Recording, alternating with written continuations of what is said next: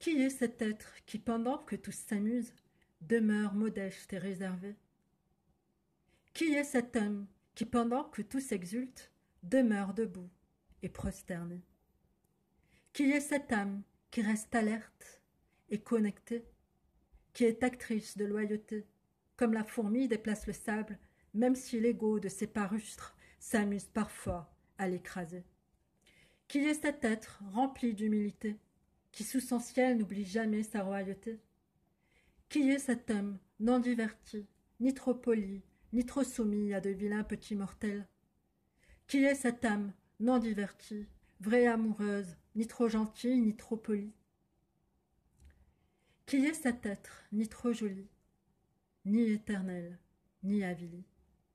Que fait cet homme qui s'accroupit, qui s'accomplit, quand sans oubli il prie d'amour, prioritaire auprès d'Allah qui le chérit?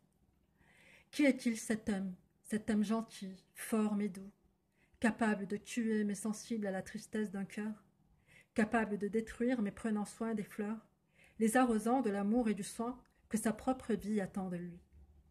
Qui est donc cet homme qui soigne et qui chérit? Qui est donc cet homme qui écoute et qui choisit?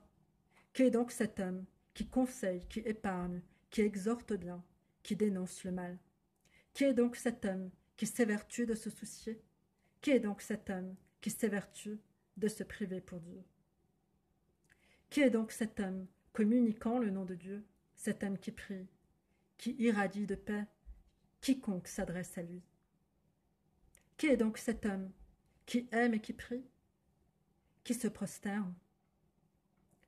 Qui est donc cet homme qui dépend de lui? Qui est donc cet homme qui révère la vie, qui ne souhaite que mourir soumis? Et c'est signé Jeu d'outre-tombe,